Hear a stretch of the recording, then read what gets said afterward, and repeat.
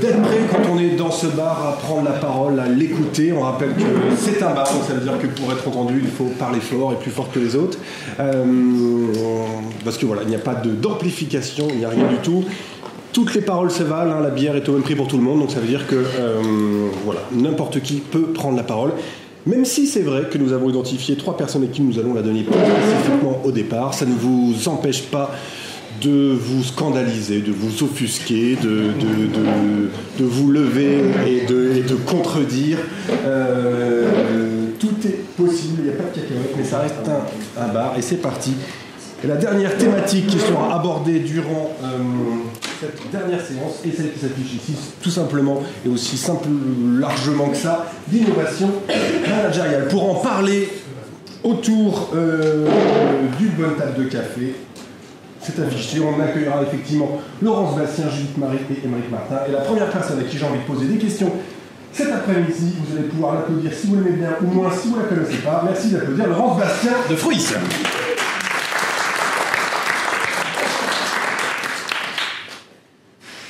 Laurence, quel est ton métier? Alors, je travaille chez Fruis, qui est une agence de communication qui intègre au sein du groupe Innovon, un groupe qui contient 8 sociétés, dont Chronoflex qui est la société principale. Et donc, moi, je m'occupe de la communication interne et externe du groupe Innovon. Très bien. Pourquoi es-tu ici, Laurence? Effectivement, c'est parce que ceux qui connaissent un petit peu le tissu économique nantais savent que dès l'instant où on commence à mettre Innovon dans une phrase, on va forcément parler voilà, de management, de projets d'entreprises libérées, etc. Et ce qui nous intéressait, c'est qu'effectivement, tu es arrivé chez eux il y a peu, c'est ça? Ça fait combien de temps que tu es chez Fruis? 1 an et 2 mois. 1 an et 2 mois. Ma question est toute simple. Si demain, Alexandre Gérard ou je ne sais qui, celui qui t'a embauché, te demande un rapport d'étonnement depuis 1 an et 2 mois que tu es chez Fruis au sein du groupe Innovon, il y aurait quoi dans ce rapport d'étonnement sur les pratiques managériales de Fruis? Déjà, c'est pas Alexandre Gérard qui m'a embauché, c'est mon équipe. Ça, c'était déjà partie du rapport d'étonnement, parce que j'avais jamais vécu ça, de se faire recruter par ses collègues. C'est juste, ça a juste tellement de sens parce que c'est les gens avec qui je travaille au quotidien. Alors évidemment, il y a quand même un des co-animateurs du groupe, Jérôme, qui est passé pour l'entretien pour me voir, juste physiquement, si je correspondais à ses critères. Non, mais voilà, juste parce que quelqu'un qui est en charge de la communication, c'est bien important de savoir si on la valide humainement, mais c'est vraiment mon équipe qui m'a choisi. Donc ça, moi, ça m'a beaucoup étonnée et ça m'a un petit peu surprise et agréablement surprise. Et le rapport d'étonnement, si j'avais un titre, ça serait boîte de dingue. Tout m'a paru assez dingue, tout m'a surpris sur le point de vue management, mais le point de vue état d'esprit, culture d'entreprise, l'humanité, enfin, vraiment la place que les gens ont au sein de cette boîte et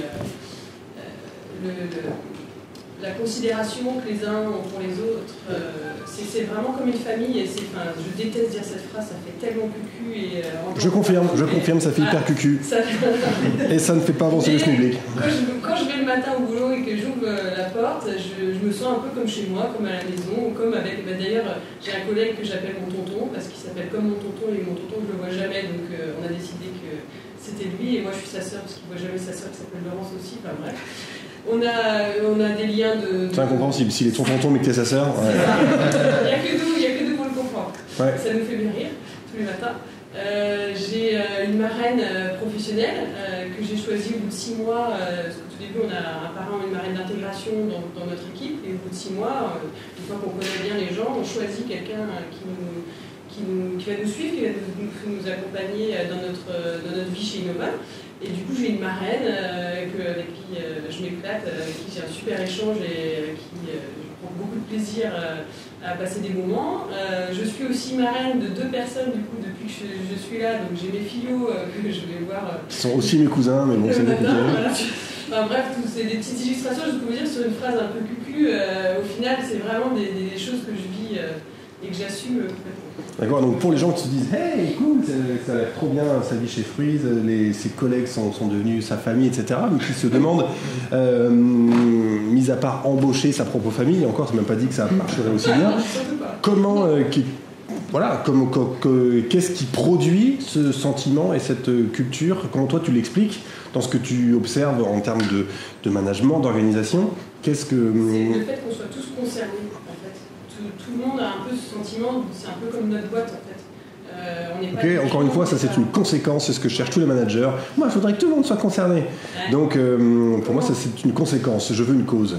Qu'est-ce qui explique que tout le monde se sente concerné? La transparence de l'info, on est au courant tous des actus d'entreprise, mais vraiment, dans le sens où on a tous accès aux chiffres, on est tous au courant de la stratégie et à long terme, à court terme, dans le quotidien, sur tous les plans. Donc ça, c'est déjà, je pense, important. Après, c'est le rôle qu'on a chacun dans nos postes, l'autonomie qu'on a, la responsabilisation qu'on a, le regard qu'on pose sur nous de confiance, le fait d'être en confiance dans son activité professionnelle, ça, je pense que ça donne des aides.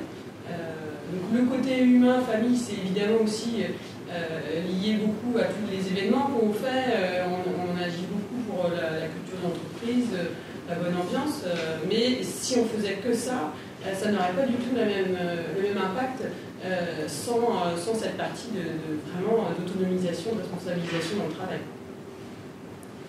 Qu'est-ce qui t'a marqué en termes de méthode, en termes de pratique, qui est transposable dans les entreprises des gens qui sont ici? Parce que c'est ça qu'ils viennent chercher. Savoir que tu es heureux, ils s'en foutent.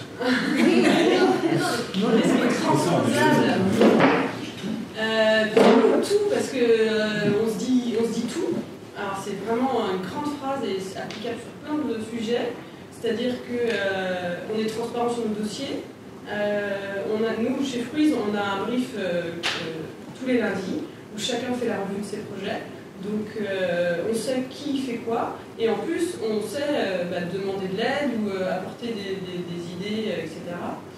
Je ne saurais pas, on s'entraide tout le temps. Ça c'est pareil, tout le monde peut le faire. Qu'est-ce qu'on fait c'est en fait, vous avez le droit de sortir de ce pourquoi vous avez été c'est ça. Chez nous, personne n'a peur de... Enfin, il n'y a pas de critique négative, mais tout le monde critique de façon constructive. C'est-à-dire que personne n'a peur de dire tiens, pourquoi tu as fait ça? Moi, j'aurais peut-être fait comme ça, ou est-ce que tu as pensé à faire comme ça? Et tout le monde le prend normalement, c'est constructif, quoi. Chacun n'a pas son précaré. On est dans le collaboratif et on essaye d'avancer ensemble. Donc on fait beaucoup de choses en commun. Qu'est-ce qui l'a permis? C'était pas comme ça, ils sont pas nés comme ça, les gens chez Freeze. Il n'y a pas eu un hasard qui a fait que il n'y en avait que des gens qui acceptaient vachement bien d'être critiqués, même positivement, le projet, etc. Qu'est-ce qui fait que ça, aujourd'hui, c'est possible et que peut-être les gens qui sont ici dans cette salle se disent « Ah, c'est pas comme ça chez moi ». Et savoir critiquer positif. Et savoir critiquer positif. Alors, ce qui est très important pour nous, c'est la communication bienveillante. On est formé à la communication bienveillante. Et en fait, toute cette transparence-là, elle implique forcément de savoir communiquer. Parce que plus on sait de choses, plus il faut savoir comment faire. Et tout le monde ne se mêle pas de tout, tout le monde n'est pas là à critiquer les autres, etc. On a des règles de vie, mais de communication bienveillante que tout le monde peut appliquer ailleurs. C'est des techniques qui sont connues de tous, qui sont très respectées chez nous, donc on est très rapidement formés. C'est la base. Chez vous, c'est la base de tout le reste. Avant même de construire quoi que ce soit en termes d'organisation, apprenez à vous parler. Moi, je suis même arrivée, au bout d'un peu plus d'un mois, j'ai fait une formation médiation. Apprendre à être médiatrice au sein du groupe. Alors que je venais juste d'arriver, je trouvais ça dingue. Donc ça fait partie, la médiation, les exercices de régulation, tout ce qui est feedback. Le feedback, c'est ce qu'on utilise le plus au quotidien. Et dès que dans une équipe, il y a un peu de sang neuf, de renouvellement et des gens qui ne maîtrisent pas ces techniques-là, on refait une petite piqûre de rappel tous ensemble. Donc c'est ça qui fait que ça marche, en fait, c'est qu'on apprend à communiquer ensemble. On apprend à avoir un regard bienveillant sur l'autre, à avoir une posture basse quand il faut, à se dire les choses surtout, pour aller de l'avant, pour avancer, mais se dire les choses de façon bienveillante, parce que Il y a beaucoup de gens qui savent parler vrai, d'autres qui savent dire que des choses gentilles. L'important, c'est de faire les deux en même temps. Comment on s'assure que c'est respecté par tous, ces codes de la communication positive, bienveillante, à une personne de l'équipe qui sort de ces règles-là strictes que vous avez édictées en termes de pratique? Comment on le dit? Comment ça déclenche quoi? Et comment on s'assure que ça ne se reproduise pas? On s'autorégule déjà, dans le sens où normalement on est à peu près tous capables de dire là ça va pas, il faut qu'on fasse quelque chose. Alors après, soit la personne est très à l'aise avec les outils qu'elle a eu en main et elle arrive à faire cet exercice de feedback ou autre chose et du coup voilà, le groupe se régule. Soit elle fait appel par exemple à la communauté des médiateurs si vraiment là c'est arrivé loin, mais en tout cas la team Happiness, la team ressources humaines chez nous, ou à d'autres personnes qui peuvent les appuyer, comme les facilitateurs, plein de choses, mais ça s'autorégule. C'est-à-dire que si on n'arrive pas à le faire nous-mêmes, on sait demander de l'aide. Et personne ne laissera un groupe en difficulté. On passe notre temps, par exemple chez Chronoflex, et moi j'y participe, à faire des réunions de cohésion. Une fois par mois, les réunions sont non seulement pour parler des chiffres, mais aussi, surtout, pour se dire les choses. Donc avec des exercices de cohésion, ça, tout le monde peut le faire, le photolangage, toutes ces choses-là où les gens disent ce qu'ils ont sur le cœur, comment ils vont, dans quel état d'esprit ils sont, et ils sont amenés à un exercice que j'aime bien en régulation, c'est ce que j'aime chez toi. Émeric, même question, même tarif, quel est ton métier? Alors moi maintenant je suis chargé d'innovation managériale et chargé du développement du numérique dans une entreprise, comment tu as dit, où à la base tout est vertical, puisque dans une entreprise qui s'appelle EDF. Donc une entreprise qui a 73 ans maintenant, et qui effectivement on a toujours été habitué à avoir un grand chef qui donne la messe, lui-même nommé par un ministre, qui donne l'information à son COMEX, et le COMEX redescend aux différents codir, qui redescend au manager de deuxième ligne, qui redescend au manager première ligne. Oh, je sens que... Et après cette phase-là, on ne redescend même plus. Alors, on ne redescend même plus, il y a plein d'informations qui se perdent. Et donc moi, dans cette entreprise, justement, je dois amener un petit peu de nouvelles méthodes aux managers, notamment, amener un petit peu plus de transversalité. Et pour ça, j'ai créé plusieurs instances. Et pour la petite anecdote, malgré le fait que tu sois en fauteuil, tu mets la misère à tout le monde ici au tennis de table. Oui, pour la petite histoire, je suis ancien sportif de haut niveau. J'ai été pendant 25 ans en équipe de France de tennis de table. J'ai fait 4 fois les Jeux, j'étais numéro 1 mondial pendant 10 ans. J'ai fait or, argent, bronze aux Jeux. J'étais 3 fois champion du monde, 9 fois champion d'Europe et 32 fois champion de France.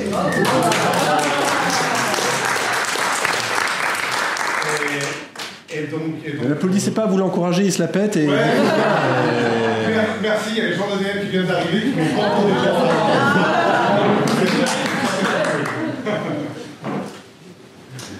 Ok, donc toi, ta mission, effectivement, en partie suicidaire, parce qu'on comprend effectivement du contexte,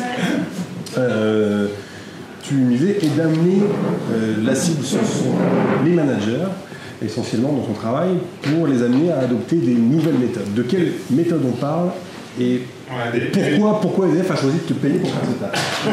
En fait, je savais pas me foutre. On s'est dit, putain, merde, maintenant il est là, il a été manager, on n'était pas trop mauvais, mais ce serait bien qu'on le mette ailleurs.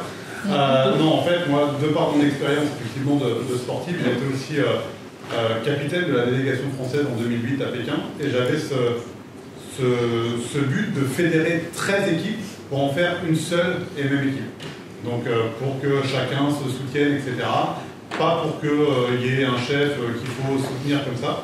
Et donc pour le coup, je pense que ce côté un petit peu fédérateur a plu à l'entreprise pour que moi j'intervienne en son sein. Donc maintenant, auprès des managers, ce que j'essaie de leur faire comprendre, c'est qu'ils n'ont pas forcément la science infuse et que les idées, elles peuvent bien sûr venir de l'ensemble de l'équipe, que ce soit organisationnel, que ce soit pour la gestion justement de l'activité, Et tout à l'heure, lors des coups de cœur de l'innovation, il y a Florence qui vient d'arriver là, qui vous parlera justement de son équipe, où elle travaille un peu différemment sur justement la gestion de l'activité, plutôt qu'on balance aux salariés les 10-15 demandes clients qu'ils doivent traiter, peu importe s'ils savent faire ou pas, il faut qu'ils traitent.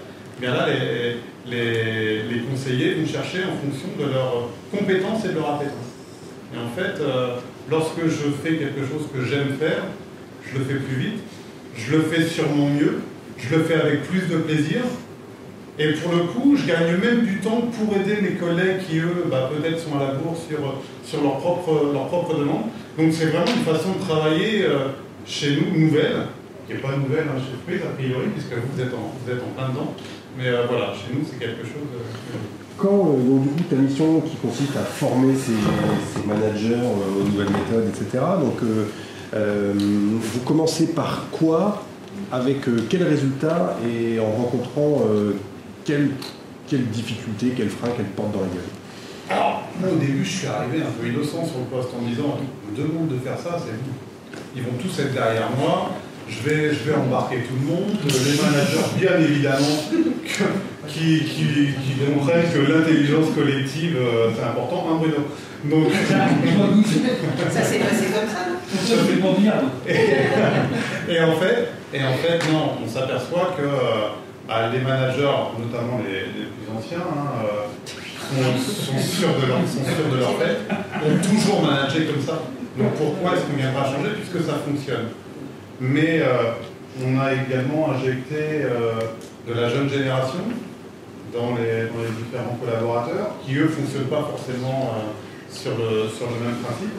Et pour le coup, eux, ils attendent autre chose d'un management. Donc il y a eu... Et du coup, comment on fait? Il y a eu la réticence. Est-ce qu'un manager qui ne veut pas changer parce qu'il dit que ça fonctionne, est-ce qu'on lui dit si quand même, parce que dans les faits non, ça ne fonctionne pas tant que ça, ou est-ce qu'on fait différemment? Alors, moi j'ai eu la chance, c'est qu'il y ait vraiment un gros soutien managérial du haut, du CODIR, qui a dit on sent qu'il faut fonctionner différemment. On est également dans un nouveau monde, EDF est dans un nouveau monde, il y a désormais de la concurrence, il faut qu'on s'adapte aussi. Il faut que nos équipes soient sûrement plus réactives. Donc voilà, il y a eu cet appui. Tu veux dire que vous auriez peut-être pas fait ce choix-là au niveau du COMEX si vous ne perdiez pas les parts de marché chaque année? Si on avait encore le monopole, sûrement, même si lorsque tu amènes entre guillemets des jeunes de la génération Y ou de la génération Z dans tes équipes, elles ne vont pas vouloir recevoir un ordre et uniquement l'appliquer. Elles veulent participer, elles veulent un sens, elles cherchent des valeurs dans l'équipe. Et donc du coup, justement, concrètement, chez EDF, ça s'est traduit par quoi ce travail-là? Quelles actions et quels résultats derrière? Pour toi, les actions emblématiques qui ont fait bouger l'organisation et celles en lesquelles vous croyez, est-ce qu'il y en a d'autres aussi auxquelles vous croyez beaucoup et qui sont en fait révélées être un vieux flop? Histoire que s'il y a des gens qui posent dessus là-dessus aujourd'hui. On va commencer par faire des forums collaboratifs. En fait, les 800 salariés de l'EDF Commerce Ouest se sont réunis. Alors ça faisait un peu hippie, hein, et certains d'ailleurs nous ont dit attendez, vous êtes tombés dans quoi où effectivement on réunissait l'ensemble des collaborateurs et on leur demandait à eux comment est-ce que vous voyez l'organisation, comment est-ce que vous voyez les process et les processus, qu'est-ce que vous changeriez. Et après on a travaillé en mode projet et en utilisant justement cette intelligence collective. Après, moi je suis arrivé avec mon poste et j'ai créé aussi un réseau de facilitateurs. Je les pose. Donc sur forum ouvert, comment on voyait l'organisation, etc. J'imagine qu'ils ont vachement aimé, ils ont proposé plein de trucs. Ce qui s'est passé, ce qui se passe dans l'entreprise, c'est-à-dire qu'au bout d'un an et demi, quand ils se rendent compte que rien ne bouge, ils se demandent c'était quoi cette historique. Alors ça, obligatoirement sur certains sujets, ça a été le cas. C'est-à-dire que certains ont fait des propositions. Je vais penser, moi, à une proposition que moi j'avais faite de créer un service facturation spécifique pour l'Ouest, parce qu'on avait des problèmes de facturation. Parce que la facturation à l'EDF, c'est pas si simple, hein. Croyez-moi. Le marché de l'électricité, c'est pas gagné. Donc, et effectivement, on avait des soucis de facturation, et cette facturation, elle était gérée par le national. Et donc ça a été une proposition que j'ai faite et ça a fait complètement. Et là, on en sort un petit peu frustré. Mais on a eu 120 propositions au total. Et sur ces 120 propositions, aussi bien d'organisation que de changement de process, plus de la moitié ont abouti. Mais c'est vrai qu'il y a ce côté... Comment on le gère? Parce que je sais que c'est forcément... Gérer la déception, c'est très compliqué. Ça veut dire qu'après, il faut mettre de l'humain, aller expliquer aux personnes pourquoi est-ce que son idée n'a pas forcément été retenue. On a créé ce qu'on a appelé des comités Eureka chez nous. On aime bien donner des grands noms pour revenir justement auprès de l'ensemble des émetteurs d'idées, pour revenir vers eux, pour soit fusionner certaines idées entre elles, soit tout simplement donner du sens, à savoir pourquoi est-ce qu'on ne va pas plus loin, parce qu'il y a une directive nationale qui fait que de toute façon là, on ne peut vraiment pas bouger et on n'a pas la main. Soit, écoute, est-ce qu'on peut retravailler ton idée pour l'amener différemment. Mais il faut surtout, si j'avais un conseil, c'est surtout de ne laisser personne avec son idée et attendre d'avoir un retour et finalement jamais lui faire de retour. C'est un petit peu ce qu'il y a 1 an et demi de ça, j'ai fait un appel à projet, trop vague déjà, à l'ensemble des salariés. On l'avait appelé Big Creative. On a eu 40 idées. On avait dit, ouais, on reviendra vers vous. Et finalement, on est revenu que vers les personnes qu'on avait récompensées, que vers les meilleures idées. Et là, on a eu un retour de bâton. On a dit, voilà, mais tu fais quoi avec ton appel à projet? Donc cette année, on en a refait un, sur lequel on a thématisé, pour être sûr d'avoir en fait des personnes référentes sur l'ensemble des sujets. Et on s'est engagé, là, réellement auprès des personnes à revenir vers eux. Et là, sur les 35 idées qu'on a eues, déjà, on a eu on est retourné vers l'ensemble des émetteurs en leur disant, ben voilà, on va accompagner ton projet. Ou alors, ton idée, elle est bonne, on va la mettre dans un plan d'action d'équipe, pourquoi pas, mais surtout pas la laisser en l'air. Comment s'est traduit de manière concrète le soutien de votre comité de direction? Alors, le comité de direction, c'est lui qui a soutenu la démarche, déjà. C'est mon directeur, à la base, moi, qui m'a nommé. Et il m'a rattaché directement à lui pour donner, en fait, du poids à la démarche. Alors, maintenant, avec 2 ans de recul, c'était bien pour me donner une légitimité dans mon action, notamment auprès des managers. Par contre, en termes de feedback avec lui, il n'avait pas énormément de temps non plus. Donc moi, ça m'a manqué beaucoup. Donc en discutant avec lui, et comme j'avais besoin vraiment pour vivre de la com, parce que pour communiquer sur ces nouvelles démarches, pour communiquer auprès des managers, il y a besoin de communiquer. Hein. Donc maintenant, je suis rattaché également à la communication. Que ça se passe, c'est un rattachement hiérarchique essentiellement. Un rattachement hiérarchique, mais qui a vraiment posé le... Oui, c'était hiérarchisé. Quels sont les premiers... Qu'est-ce que tu récoltes? Quelles sont les premières récoltes positives de cette démarche entamée depuis quelques années? Des sourires, de l'engagement. Regarde, il vient même me voir ici, donc c'est pour te dire. Alors qu'il y a des ateliers super intéressants. Non, c'est juste parce que tu es rattaché au directeur. Non, mais maintenant, ah d'accord. Ils sont peut-être pas au courant, la formation passe bien, ils vont sortir. Rattaché à la com. Non, moi ce que j'aime, pour le coup, j'anime pas mal d'ateliers, des ateliers de facilitation aussi, et c'est quand on voit que des sujets qui traînent depuis un long moment, alors que tu vois quand un atelier t'as débloqué des verrous super importants parce que tu as amené de la méthodologie. Genre facilitation, le genre... attends, il y a Nathalie est là, je sais pas, j'ai pas vu. Genre, on avait un souci... On peut la pourrir. On peut la pourrir. Non, c'est pas elle avait un vrai souci, c'est-à-dire qu'elle travaille au marketing, et elle fait des choses pour les vendeurs, et les vendeurs, à chaque fois que le marketing faisait quelque chose, c'est « Ah ouais, mais c'est pas bien, ça correspond pas à ce que nos clients attendent, etc. » Et le fait de réunir tout le monde, de mettre tout le monde dans une même pièce, que chacun vienne avec ses soucis, ce qu'il reproche à l'autre, et se dire les choses. Dans une entreprise comme la nôtre, tu sais, quand tu es au market, tu es au market. Quand tu es à la vente, tu es à la vente. C'est-à-dire qu'il y a des moments où tu peux passer 1 an sans parler. Là, on a mis de l'humain au milieu de tout ça.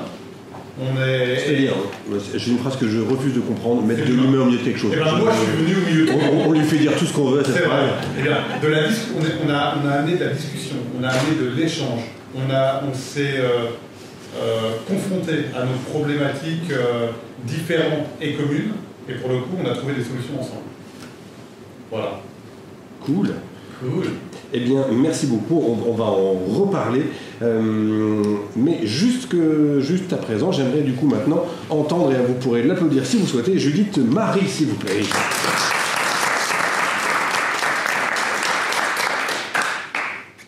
Judith, quel est ton... Même question. Quel est ton métier au sein de l'ADEME? Alors, mon métier, c'est coordinatrice des dynamiques collaboratives. Voilà. Donc, je travaille au sein d'une cellule qui s'appelle Qualité, Transversalité, RSE. Oh la vache, t'as du bullshit au mètre carré là. Mon responsable est là. Tu l'as fait aussi, toi. Non. Et ben, moi aussi, je suis rattachée à la direction générale, enfin à la direction, via Jean-Marie. Et mon boulot, en gros, c'est aider les gens à travailler autrement. Voilà. Pourquoi? Parce qu'ils ne bossent pas bien aujourd'hui à l'ADEME? Parce que comme toutes les boîtes, on est dans une situation où on doit évoluer, on doit se transformer. Alors ça fait bullshit aussi. Mais clairement, on a des enjeux d'être plus à l'écoute du client, de l'usager, de nos partenaires, de nos cibles, être plus agile, c'est vrai qu'on a plein de procédures, processus, etc. Et à un moment donné, c'est plus suffisamment dynamique. Donc voilà, en fait, mon poste... Est-ce que tout le monde ici voit quel est le métier de l'ADEME et les activités? Alors c'est parti. 30 secondes pour resituer effectivement ce que fait l'ADEME. Alors, l'ADEME, c'est l'Agence pour l'environnement et la maîtrise de l'énergie. Donc c'est un opérateur de l'État sur l'environnement, sur la transition énergétique. Et en gros, elle travaille sur toutes les dimensions... toutes les dimensions autour de la transition énergétique et elle travaille aussi en région avec les collectivités, les entreprises, le grand public un peu moins, c'est plus de la sensibilisation et en fait en gros son objet c'est soutenir de la recherche de projets sur le terrain, tous les projets qui contribuent à la transition énergétique.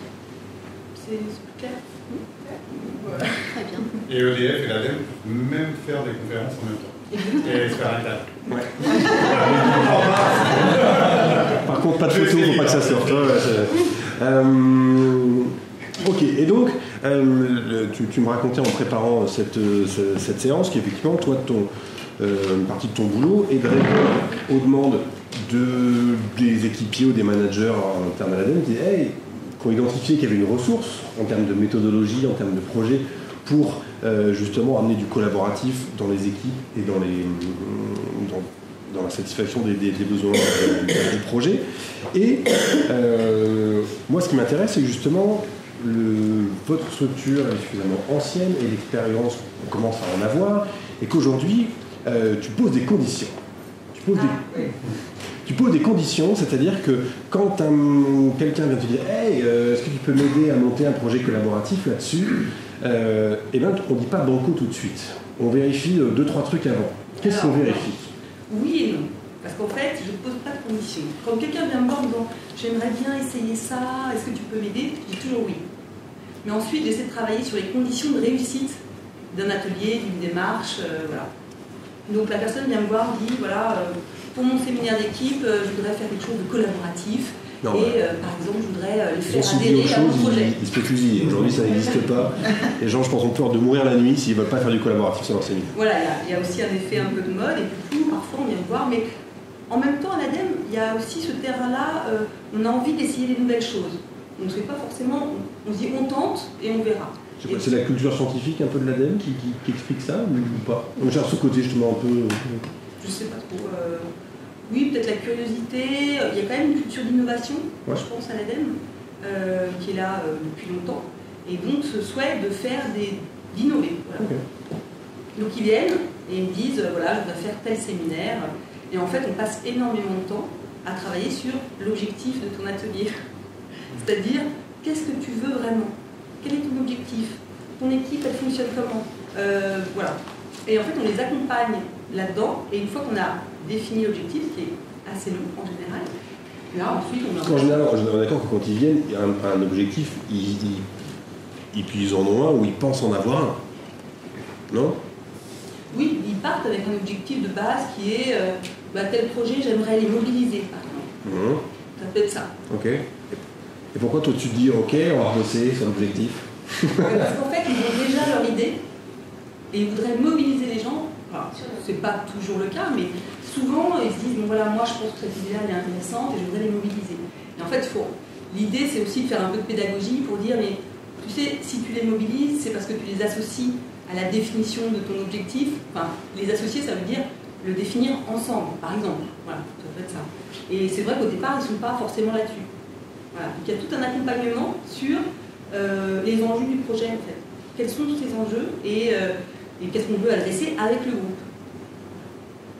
Ok, donc ça, première condition de succès, effectivement, de l'atelier ou de la démarche collaborative qui va s'initier, le fait de bien définir les objectifs, qu'est-ce qu'on cherche vraiment. Est-ce que ces objectifs doivent être partagés avec les participants? Dans l'idéal, alors on les partage en début de journée, enfin en début d'atelier, mais jusqu'à présent, on les travaille avec le manager au début, ou le commanditaire. Et après, quand on commence notre atelier, on les partage, on dit, vous êtes OK, est-ce qu'il y a des questions? En général, voilà. Les gens sont là, ils se prêtent au jeu. Après, c'est vrai qu'on peut faire aussi des comités de projet. Parfois, on a des groupes un petit peu plus élargis pour préparer les journées avec des participants. Donc, c'est moins Pas de... Parce que je sais que ça peut arriver des fois, notamment sur des projets d'innovation et de créativité, où on assume une forme de manipulation justement pour préserver les participants. Mais ça dit, des fois, en créativité, c'est si je montre tout, je vais déjà polluer presque le participant par l'existant et le réel, ce qui va l'empêcher de sortir effectivement d'un certain cadre. J'arrête là ma... Il n'arrive pas directement à ça. Non, parce que du coup, voilà, ça fait partie. C'est le principe de... J'aime cet exemple-là, si on demande à des gens de réfléchir à un système qui nous permettrait de ranger le plus possible de boîtes rectangles dans un volume. En pouvant aller chercher très rapidement n'importe quelle boîte. Et là, les gens vont réfléchir à n'importe quel truc, et qu'à la fin, le but réel, moi, de ma commande, c'était de réimaginer un parking. Si je leur avais dit d'emblée que je voulais qu'ils repensent un parking pour regarder les voitures, ils ne seraient peut-être pas autorisés à penser plein de trucs, à les mettre sur le côté, etc. Alors que le fait de, des fois, dissimuler certaines choses, la manipulation peut être intéressante d'un point de vue créatif. Mais j'oublie, là c'est une manipulation, bien entendu, bienveillante, j'enlève. Première condition, définir l'objectif et faire en sorte du coup qu'il soit clair et qu'il soit pas vain ou faux, parce qu'effectivement, très souvent ce sont des faux objectifs. Ça marche. Deuxième condition, tu me parlais de l'implication du manager. Oui, alors oui. En fait, ces expérimentations, ces ateliers-là, en gros, l'idée c'est de faire le premier pas. Parce qu'on est au début, ça fait 2 ans qu'on fait ça, et finalement ça fait 1 an que vraiment on répond à des demandes. Voilà. Et du coup, c'est d'accompagner le premier pas, et donc parfois les gens se lancent, mais voilà, ils n'ont pas forcément conscience des conditions de réussite, de ce que ça va produire. Parfois, ça produit des choses, ils sont un peu déçus. Et donc, il y a tout un enjeu autour de l'accompagnement du manager quand il est commanditaire, se saisir du sujet dans la durée, en fait. Parce que faire un atelier, c'est bien, on essaye une fois, ça produit des choses, comme c'est la première fois, parfois ça ne produit pas autant qu'on voudrait, mais malgré tout, c'est mieux qu'avant. Donc l'idée, c'est aussi de les accompagner dans « Ah, regarde, tu vois, ça c'est quand même nouveau, ça produit des choses, là on aurait pu faire autrement ». Et si le manager n'est pas convaincu, il ne va pas se saisir du contenu produit dans cet atelier, et donc ça ne va pas donner les choses dans la durée. Du coup, conclusion, les gens vont se dire ouais, finalement, c'est un peu. Ça ne servi à rien, quoi. Et ils auront raison. Et ils auront tout à fait raison. Et donc, nous, notre rôle, c'est d'accompagner les managers en disant voilà, prends ce qu'il y a de bon et apprends du reste et poursuis l'effort. Et je crois que notre enjeu, c'est aussi de répéter les expérimentations. C'est-à-dire que la première fois, ça donne ça, la deuxième fois, ça donnera un petit peu plus, etc. Nous, on en est un peu là, en fait. Et donc, on a aussi tout un travail à faire avec les managers pour qu'ils comprennent ça. Et c'est vrai qu'ils ont aujourd'hui peut-être une posture un peu descendante. Ça rejoint, c'est ça, la troisième condition dont tu me parlais, de la posture du commanditaire. Ouais. Donc ils ont une posture un peu descendante, et puis ils sont des ingénieurs, donc ils ont aussi une valeur très forte qui est l'expertise technique notamment. Donc, voilà, travailler ensemble, c'est pas forcément très fréquent. Tu disais une fois par mois, chez nous c'est pareil, travailler ensemble c'est pas forcément... Oui, il y a beaucoup de projets, mais finalement collaborer vraiment, c'est pas très fréquent. Donc il faut vraiment répéter. Et donc les managers, c'était aussi des experts qui sont montés et qui sont devenus managers. Donc ils ont cette culture aussi d'expertise et de travail un petit peu en silo. Enfin, je pense. Après, vous pouvez me compléter si je me trompe, mais voilà. Et donc les managers, comme on essaie de les travailler au corps, j'allais dire, sur ces sujets-là, on a essayé de mettre en place donc, du co-développement. Donc ça, c'est pas mal du tout. Je ne sais pas si vous connaissez, mais vous connaissez. Si quelqu'un ne connaît pas, il lève la main, de toute façon, ce qu'on définit ça en 3 secondes.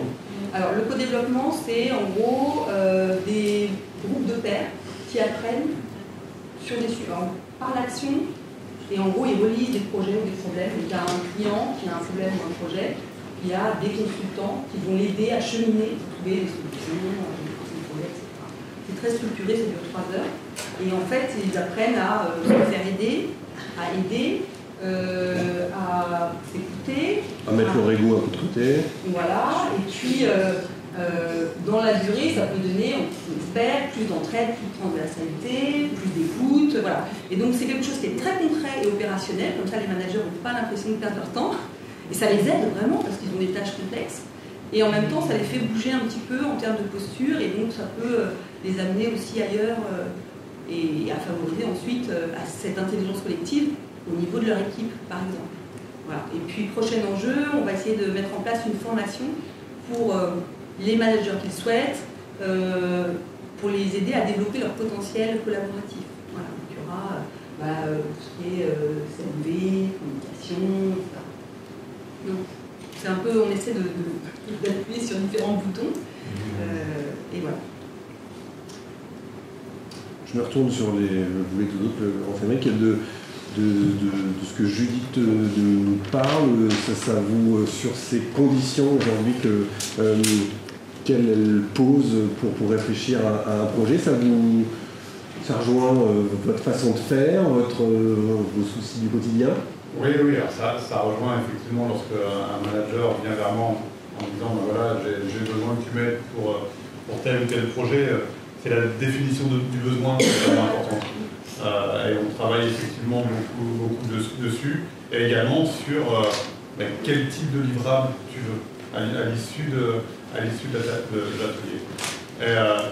Et ça me fait penser, quand je t'entends parler de collègues, on en parlait nous ce midi à table en disant il faut vraiment qu'on en refasse en mode petit groupe, 6-8 managers, et je crois que c'est vraiment le nombre idéal.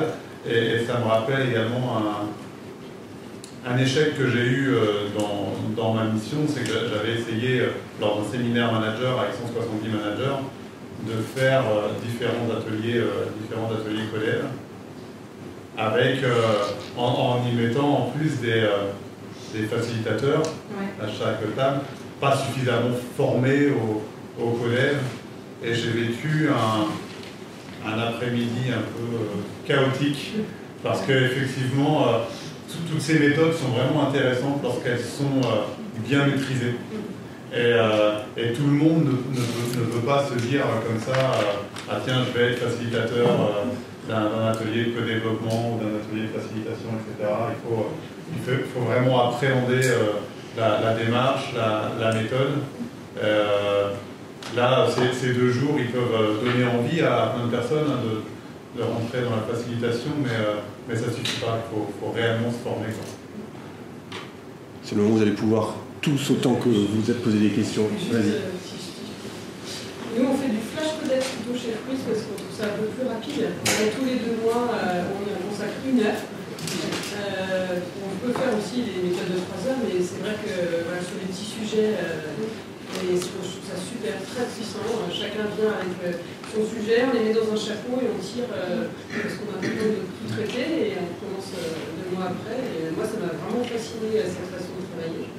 Et la seule chose en fait qui m'interpelle quand je vous entends parler, c'est que vous parlez tout le temps des managers, que vous formez des managers, que les codefs sont en managers. J'aimerais savoir quelle est la place des salariés en fait. Alors, Elle est vicieuse cette question, elle peut se poser. Tout à fait. C'est pas prévu ça. J'aime bien. Je n'ai pas abordé la question des collaborateurs, mais avant de lancer une formation sur les managers, on a lancé une formation pour tous les adéniens, ce qu'on appelle comme ça, qui souhaitent se former à l'intelligence collective. Donc on a quand même 2 sessions de 15 personnes par an pendant 3 ans. On va former les gens qui souhaitent. Et il y a une vraie appétence en plus, donc il y a des animateurs de réseau, il y a des membres, il y a des gens qui travaillent en direction régionale, donc c'est sur des démarches territoriales. Donc en fait ça a toute sa place, c'est juste qu'on est au début. Voilà, et donc là il commence à y avoir un certain nombre de personnes qui sont formées, et maintenant on va créer un réseau interne, on les accompagne dans la mise en pratique. Et ça c'est clair. Mais on se dit que si on veut que le système bascule, il faut aussi toucher les managers. C'est plus ça en fait. Mais effectivement. Et sinon après ça peut devenir un enjeu de pouvoir. Non, c'est ce que je vois de l'extérieur souvent par rapport à mon passé professionnel. Les gens qui ont des formations innovantes, qui sont dans un niveau de connaissances, c'est un enjeu de pouvoir aussi. Et ils peuvent le pratiquer sur les mêmes niveaux hiérarchiques, mais pas forcément avec des équipes terrain, avec des gens qui ne sont pas dans ces méthodes-là. Le fait de mélanger, j'essaie de mélanger au maximum. D'ailleurs, ce n'est pas toujours facile au départ, mélanger les directeurs, les managers et les collaborateurs, qu'ils puissent travailler en intelligence collective ensemble. Et du coup, voilà, c'est plutôt intéressant. C'est pas gagné. Mais c'est pas gagné parce que à l'issue des premiers ateliers, il y avait des personnes qui disaient moi, j'ai apprécié de pouvoir être avec des managers, mais j'avoue que je me suis un peu censurée parce qu'il y avait des managers. Ok, alors. C'est quand même un enjeu qui est important et du coup il faut répéter, c'est ce que je redis, c'est vraiment la durée, c'est de mixer les publics et les accompagner pour qu'ils puissent apprendre à dialoguer ensemble et puis à un moment donné ça va donner quelque chose. Je trouve que c'est une démarche géniale, on n'est pas obligé d'être en entreprise libérée pour vouloir faire des choses, pour mettre l'humain au cœur des organisations. Tu vas faire ça, je te défonce. Bienveillance. Non, il y a un moment où il faut se redire ça. C'est génial au moins d'y penser, de se lancer, etc. Après, je pense qu'il y a un moment où on va moins loin quand on n'a pas le sens que moi je vis en entreprise libérée, de responsabilisation, d'autonomie, de la confiance, le regard que j'ai sur mon profil professionnel. Je me dis, si je ne l'avais pas, est-ce que je me lancerais dans autant de choses? Est-ce que je serais aussi performante dans l'intelligence collective? Peut-être pas, mais c'est sûr que non, parce que ce que j'ai vécu avant, ça peut paraître encore plus bullshit, où on peut avoir très peur de se dire ils vont m'utiliser, mais en fait, qu'est-ce qu'ils vont faire je comprends qu'effectivement, il y a une réticence de la part de beaucoup de collaborateurs sur ce type de démarche. Moi, je suis convaincue, mais par contre... Je vais vous laisser. Je suis convaincue, mais il faut qu'on aussi les gens où ils partent, avec leur culture et leur histoire, et l'ADEME, c'est génial, c'est génial de faire ça. Donc l'idée, c'est de... C'est le moment où vous pouvez poser vos questions, effectivement, à nos 3 témoins, ou vous-même témoigner de ce que vous avez fait, de ce qui vous pose problème actuellement. Peut-être qu'ils ont déjà vécu ce qui vous... ce que vous vivez actuellement et ce qui vous fait faire des nœuds au cerveau. C'est le moment. Quelles sont les résistances? Comment se manifestent les résistances des managers là-dessus? Attention, c'est parti. Pourquoi posez-vous cette question? À titre de quoi? Où travaillez-vous? Alors, j'accompagne les transformations digitales par la dimension L'humain au milieu du voilà. Attention, on est en train. J'accompagne la transformation digitale par l'action humaine. Je vais finir par me fâcher. Non, on a un générateur de phrases creuses sur le site de la belle boîte, si vous voulez un jour. Donc voilà, je vais voir si on avait les mêmes cas, les mêmes concrétisations réalistiques. À quoi tu penses? Ça peut être, je diffuse pas des informations, ça peut être, je vire quelqu'un qui est chargé de faire ce sujet, je je ne provoque pas les réunions que je suis censée provoquer pour animer le collectif. Est-ce que ça, vous l'avez vécu, vous, dans vos groupes, et si oui, comment y avez-vous remédié, tenté de remédier? Tenter de remédier quand t'as vraiment des gens qui veulent tout sabotage. Non, mais c'est... Enfin, prendre en otage, non mais c'est ça, mais quand t'as des gens qui veulent vraiment pas, c'est compliqué de... Enfin, moi, pour répondre tout à l'heure à la question, moi, le réseau de facilitateurs, il est très effectivement avec des managers. Mais pour qu'au sein de leur équipe, ça fonctionne bien. Si le manager, il vient pas vers moi, c'est que lui considère qu'il n'en a pas besoin ou que c'est vraiment pas son type de fonctionnement. Et c'est pas moi qui mets les managers en place. Donc à partir de ce moment-là, s'il vient me voir parce qu'il est obligé de venir me voir, parce qu'on m'a dit si, il faut que maintenant tu travailles comme ça, je suis pas persuadé du résultat. Si encore tu étais encore attaché à la direction. Ouais, si encore. Tête, mais... là, moi. Non, c'était avant. Ouais, c'est ça. Nous, on est que 400, mais il y a quand même des caractères différents. Il y a quand même peut-être des gens qui peuvent être un peu réfractaires, mais chez nous, du coup, ça se règle par le collectif. Comme on fonctionne comme ça, les gens qui n'aiment pas fonctionner comme ça, ils finissent peut-être par partir. Il y a aussi un choix de vie professionnelle. Ça ne correspond pas forcément à ce que tout le monde. C'est vraiment porté par. C'est l'ADN de la société. Tout à fait. Oui, c'est indispensable. Non, c'est pas porté en fait par la direction. Quand ceux qui veulent bouger ne sont pas encore majoritaires, tu veux dire? En tout cas, oui, qui n'ont pas les bonnes actions.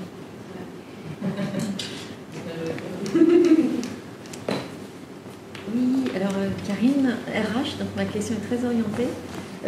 La place du RH, parce que moi je suis RH et je me positionne comme vous, mais du côté des ressources humaines, et on se veut référent dans cette conduite du changement et de la transversalité du collectif.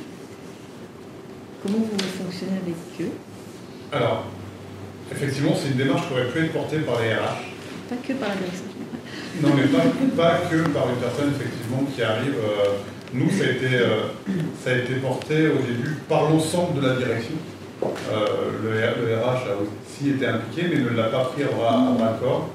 Et le directeur des ressources humaines chez nous s'y est mis un petit peu après. Et pour le coup, fonctionne lui avec sa propre équipe déjà, en mode beaucoup plus collaboratif que ce qu'il faisait encore il y a quelques années. Est-ce que c'est une façon, en ne le rattachant pas au RH, de ne pas exciter tout de suite les organisations syndicales chez EDF ou pas? Non mais je dis pourquoi, c'est pas complètement... C'est une question qui peut... J'y avais pas pensé, je ne pense pas. D'accord. Je ne pense pas, même si effectivement, dès qu'un projet... par exemple, on a lancé l'équipe... je cherche mes mots, Opal, en fonction de... le bouquin de Frédéric Laloux, là, donc une équipe un petit peu libérale. Et dès qu'on a commencé à travailler là-dessus, effectivement, le RH m'a dit bon, attention, par contre, là, il va falloir voir avec les syndicats pour savoir si ça passe. Donc là, ils sont en appui, effectivement. C'est-à-dire qu'ils ne sont pas détachés de la démarche entièrement, mais ils n'ont pas pris à bras-le-corps eux au départ. Peut-être pour une chance que ça fonctionne. Mais ça fonctionne. C'est peut-être pour ça que ça fonctionne, oui, peut-être. Mais c'est vrai que si eux, comme je dis, s'ils l'avaient pris tout de suite, ça aurait été considéré comme quelque chose peut-être d'imposé, vraiment. Et puis les syndicats auraient dit, ouais, on ne peut pas fonctionner comme ça. Non, je suis pas sûre. Enfin, ça dépend des rares. Je sais pas. Mais si vous arrivez à travailler, les deux collectifs travailleraient ensemble, ce serait une victoire intéressante. Enfin, j'ai peur, c'est que voilà, si vous vous entraidez pas, ou que ça se... Non, nous, on échange vraiment sur la démarche. Et à tel point, car nous, on a un DRH régional, enfin ouest, il remonte nos expérimentations nationales, et le national, pour le coup, souhaite expérimenter sur l'ensemble du territoire ce type de démarche.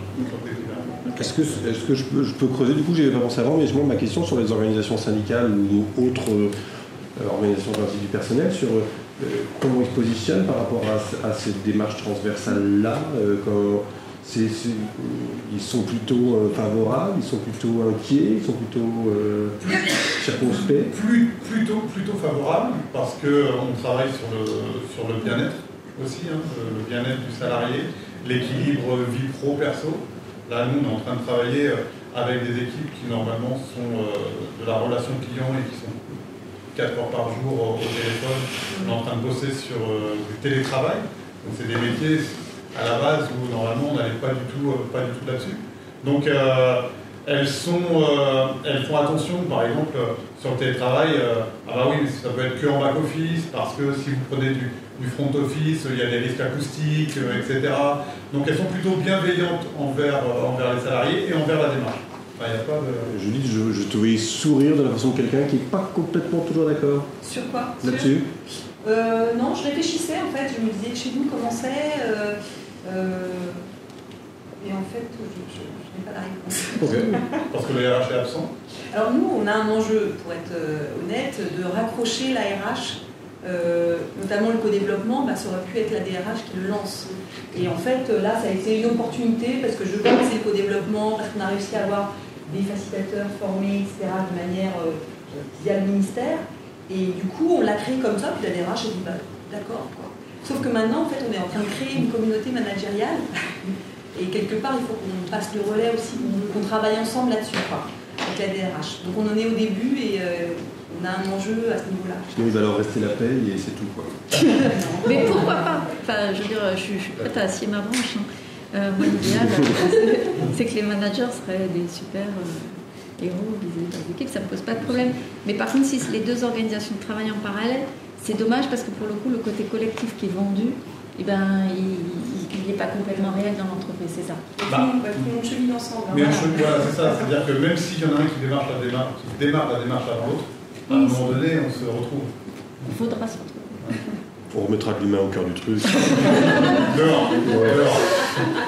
Est-ce que ce type de démarche, je ne suis pas du tout dans le RH, mais aujourd'hui on voit que ça pousse. Tu fais quoi? Présente-toi pour les gens. Oui, Antoine, moi je suis directeur commercial dans une petite entreprise de 12 personnes, donc on n'est pas trop dans les mêmes univers, mais c'est très intéressant. Et justement, est-ce que c'est pas parce que le RH, de façon générale, c'est un peu réducteur, mais pas un peu à la freine globalement par rapport à tout ça, et que ça pousse du coup ailleurs que au RH? C'est possible. C'est une réflexion comme ça, un peu innocente. Genre un peu innocente. Après avoir tiré à boulot. Peut-être parce qu'ils sont complètement cons. Je dis ça. Non, ça dépend des priorités. Petite boîte, mais on travaille avec des clients gros, donc ça me permet d'observer pas mal de choses. Donc de l'extérieur, des fois, on a une vision. Je pense que c'est aussi parce que se transformer, c'est vraiment lié au cœur de l'activité, et du coup, ça émane souvent de la direction. Voilà, nous, c'était vraiment dans le cadre d'un projet d'entreprise autour d'enjeux culturels. Et finalement, ça, c'était porté par la direction, et aussi par la DRH, mais en grande mesure, je pense. Question, c'est parti. Il faut payer sa bière maintenant, il faut poser des questions, il faut contribuer. Qu'est-ce que... C'est pas une question, c'est une réaction. Bien sûr, par rapport justement à la démarche, alors c'est une personnalité, mais j'ai l'impression qu'il y a une étiquette qui a été collée un petit peu, je suis pas du tout. Mais j'ai le sentiment qu'il y a une étiquette qui a été collée un petit peu justement sur le service RH. Pendant un moment, à chaque fois que la RH est mise en avant dans les médias ou autres, c'est pour des licenciements, pour des réductions des personnels, pour des choses pas forcément très positives.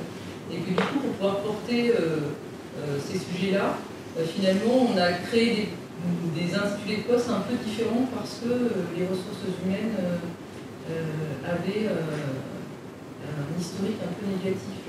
En tout cas, c'est la vision du journalisme. Comme un happiness officer, comme on parle. Voilà, par exemple. Et que finalement, pendant très longtemps, les ressources humaines étaient plus humaines. Enfin, c'est un peu ça, j'ai l'impression que ça donne, quoi. C'est que les ressources humaines ont perdu leur humanité. C'est dommage.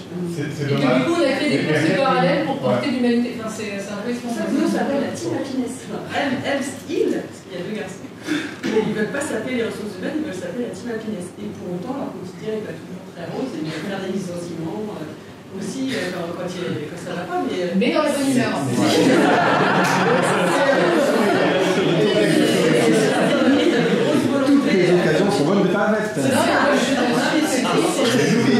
cortex. C'est quand même juste d'avoir le service à la direction des ressources humaines et finalement qu'elle se réduite à. Et maintenant, on a ressources humaines, moi j'avais vu l'année dernière. Oui, du coup, c'est comme si elle se relève pas maintenant. C'est un peu ça qui est triste. Et non, on n'a pas d'happiness manager, on a des apiculteurs, dont je fais partie. Une communauté ouverte et vivante à tous. Et on organise des trucs suivant nos envies du moment. Parce que moi, en fait, avant de venir chez Novon, je voulais, à un moment donné, je me suis égarée. J'ai voulu être happiness manager. Je suis happiness officer en voyant Laurence Vallée, ça m'avait. Et après, en discutant avec Laurence Vallée, je me suis rendu compte que je n'allais pas faire ça. Parce que, en tout cas, moi, je pensais que finalement. Je ne voulais pas finir conférencière. Fini la période du changement cet après-midi. Une personne ne peut pas être garante du bonheur de tout le monde, et si le bonheur est un grand mot qui fait très peur en France, je ne pense pas qu'il faille l'utiliser. On n'est pas forcément sur ce terrain-là, c'est plus sur le bien-être. Après, c'est vrai que le happy a une bonne presse et sympathique, mais il ne faut pas y accorder grande importance. Et donc, c'est vrai que c'est difficile sur des postes où on est seul, alors rattaché à la DRH, à la com, d'essayer de faire le bien-être des gens. Je pense que c'est une mission collective que chacun, à chaque service, chaque niveau, doit avoir à l'esprit le bien-être des autres. Ça passe par la communication, évidemment, le respect. Et je trouve ça chouette que tout le monde soit fier de contribuer à ça et que les ressources humaines, je trouve effectivement, reprennent ça dans leur mission et ne soient pas perçus que pour leurs aspects négatifs. C'est hyper important. Et c'est pour ça, je pense que l'équipe de Relative Happiness, malgré la chambre qu'il peut y avoir autour de ça, c'est important de signes positifs de temps en temps dans des fonctions qui peuvent être délicates. Est-ce qu'il y a d'autres envies de contribuer? Moi, je suis une CHO anciennement, on va dire. Et on l'a changé parce qu'effectivement. Non, on l'a justement changé parce que ça devenait un peu négatif. Donc aujourd'hui, je suis responsable d'expérience collaborateur. Donc je fais tout ce qu'on vient de dire. Je voulais juste dire que peu importe savoir si c'est un responsable d'expérience collaborateur, si c'est un RH, si ce sont des facilitateurs, à partir du moment où il y a quelque chose qui se crée, et après, le tout, c'est que la direction puisse ensuite l'incarner et faciliter ça. Après, peu importe qui le fait. Là où je suis d'accord, c'est que ça incombe pas une seule personne. Il faut que ça soit porté par l'ensemble. Après, d'où ça vient. Et d'ailleurs, dans les formations intelligence collective qu'on fait, on travaille aussi sur la notion de co-responsabilité. Ouais. Pour dire qu'il n'y a pas que le manager qui anime ce truc et qui serait responsable du succès et de l'ensemble. Et donc, les résistances, pour répondre à madame de tout à l'heure, elles sont parfois du point de vue du manager qui a peur de lâcher prise et que ce qui ressort ne correspond pas à sa vision, mais aussi parfois des participants. En plus, nous, on a des ingénieurs donc, qui sont un peu scientifiques et qui à la fois sont curieux, explorent, essaient de comprendre les mécanismes, mais en même temps disent aussi c'est opérationnel, ça ne fonctionne pas, c'est pas efficace. Ils ont aussi leur propre résistance liée à leur culture. Donc voilà, le défi, c'est vraiment que tu dis que chacun contribue à sa juste mesure et à sa juste place pour aller. Mais c'est collectif, c'est pas que les managers ou que les participants. Et Laurence Vallée, elle a ce type de Chief Happiness Officer. Pour elle, c'est vraiment c'est un poste de codir, c'est un poste de DRH, c'est un poste vraiment au cœur de la décision. Et si à la tête les gens ne sont pas convaincus, il ne peut rien se passer.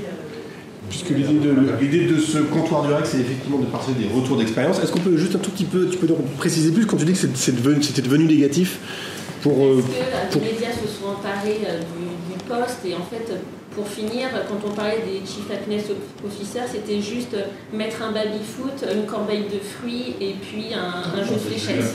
Voilà. Sauf que c'est super réducteur. Moi aujourd'hui, c'est pas ce que je fais. Alors oui, je crée des événements internes, mais je crée surtout du lien. Je suis bienveillante, je suis à l'écoute, j'ai une oreille attentive, je résous des problèmes, je mets des gens en lien.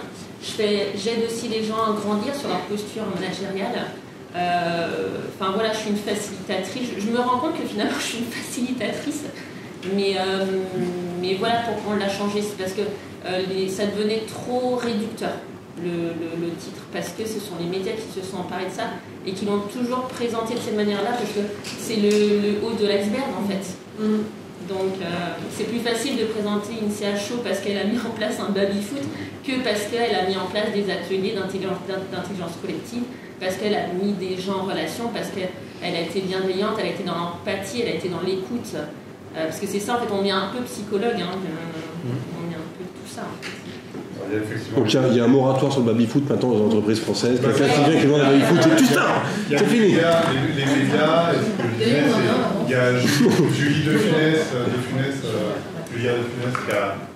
qui a bien cassé justement cette idée du baby-foot, du moment bien sympa, et qui a cassé un peu les CHO. Elle a dit des choses super sensées, mais un petit peu caricaturales. Beaucoup.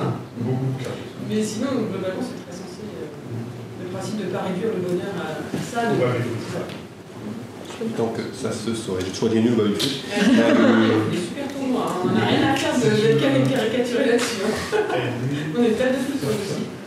Mais le baby-foot, il est très bien parce que au moment où l'organisation elle est bien faite et voilà, c'est pas non plus à bannir, c'est juste que... Comme symbole du bien révolu. Faut pas juste résigner en disant si on est une super boîte parce qu'on a un baby-foot.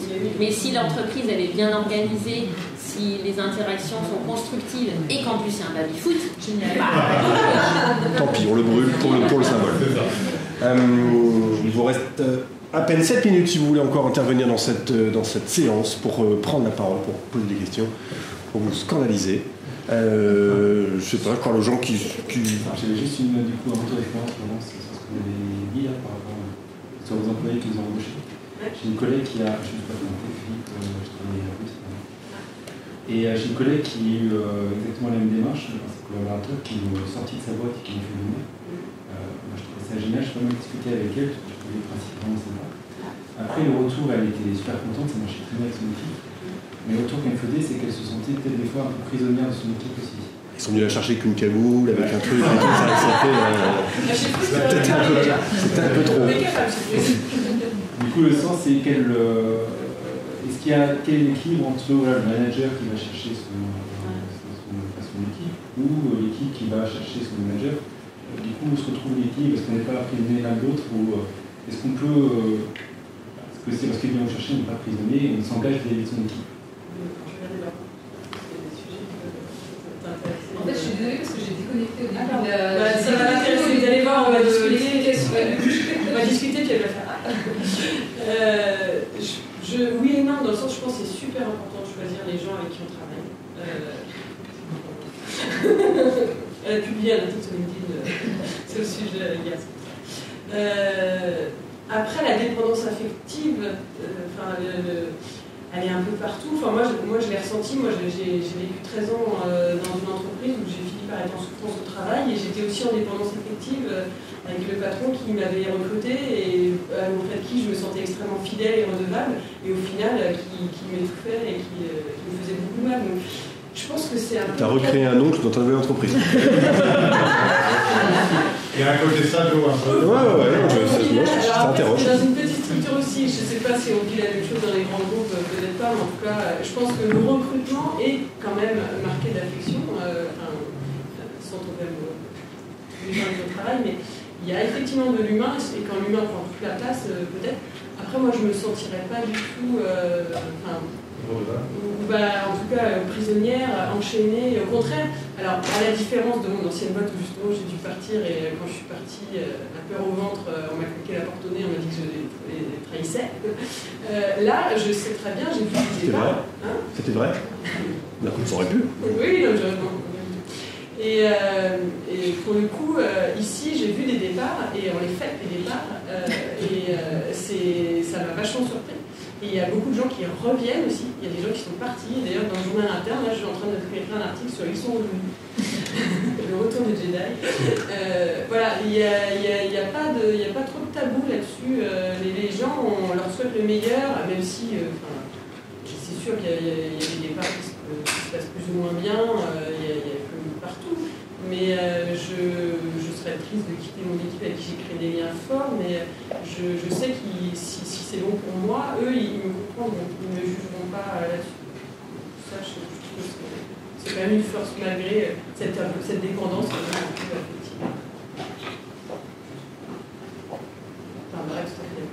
Non, mais j'étais en train de penser qu'effectivement, quand il y a quelque chose qui s'est créé au sein d'une équipe et qu'il y a réellement une relation de bienveillance qui s'est établie, et là je parle pour ma part, dans mon équipe en tout cas, je généraliserai pas. Je pense qu'après, ce genre de questions ne se pose pas. Finalement, si la personne elle parle pour quelque chose de mieux, pour quelque chose qui n'est pas venu parce que je change de projet, tout le monde le dit tout bien. En fait. Ils vont être heureux pour la personne. C'est quand c'est pour de mauvais atouts en fait que ça se passe bien. Alors après, il y a peut-être des départs que vous faites pour différentes raisons. Oui, c'est ça. On les fêter parce qu'on est heureux que la personne parte ou parce qu'on a envie de discuter. On a vraiment fait une grosse cagnotte. T'avais une seule condition, tu ne reviens jamais. Mais je pense que la question se pose pas vraiment. Et si dans cette équipe, il y a vraiment de la bienveillance. Moi, je trouve que c'est pas très dangereux comme risque. Je préfère prendre celui-là que est sur la base. Voilà. Après, ce sera trop tard. C'est l'ultime question. L'ultime prise de parole. Celle qui peut tout remettre en cause. Le switch final. Ouais, c'est ça. C'est la fin du 6e sens qui fait « Merde ».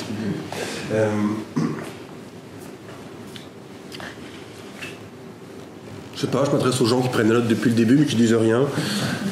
Qu'est-ce que vous en retirez là, de tout ce qui s'est dit, de tout ça? Qu'est-ce qui vous interpelle? Moi j'ai trop de questions qui me viennent en tête, donc c'est compliqué d'en trouver, d'en sélectionner une, mais moi je travaille dans un environnement industriel où culturellement c'est très ingénieur, très top-down, très pyramidal, etc. Qu'on souhaite lancer une démarche plus collaborative, mais il y a une vraie volonté de la direction d'y aller, il y a juste une maladresse pour y aller, enfin, c'est plutôt le comment on y va.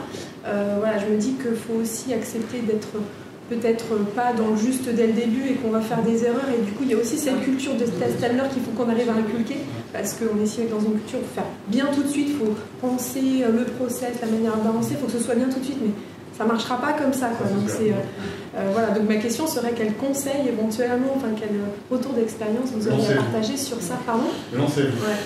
Mais vraiment, parce que obligatoirement que tout ne va pas être parfait. Non. Ça ne va pas être parfait tout de suite. Si, chez Fruits, si, c'est toujours parfait. Mais peut-être avant de vous lancer, allez vous inspirer peut-être de ce qui se fait ailleurs aussi pour prendre un petit peu de la bonne vitamine.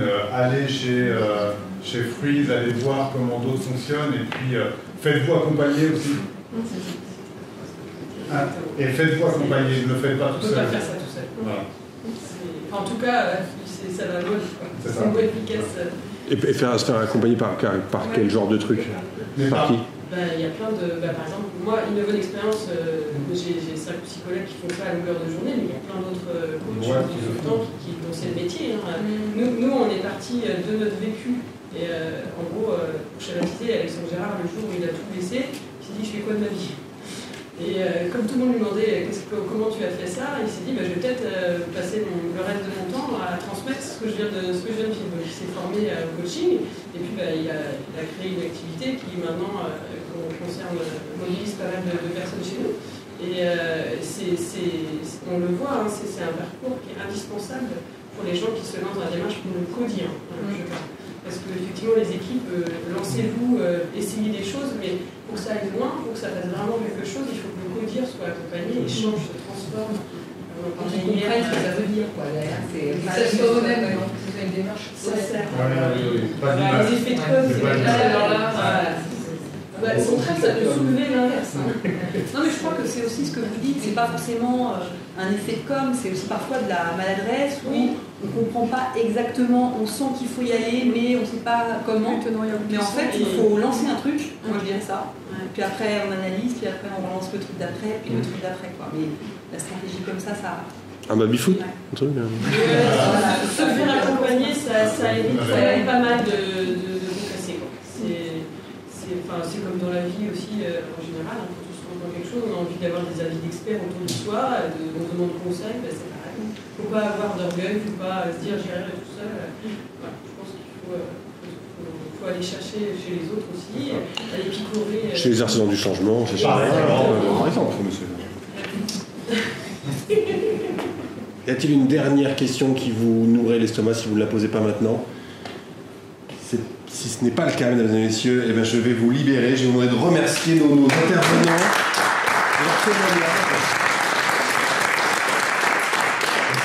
je vous remercie beaucoup voilà, de vos questions, de votre intérêt. C'était très agréable d'avoir cette dernière séance avec vous.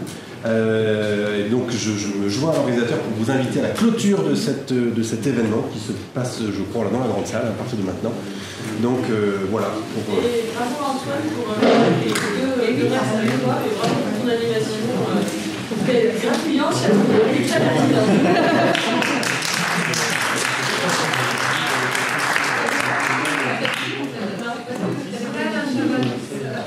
Non, c'est vrai que tu peux faire.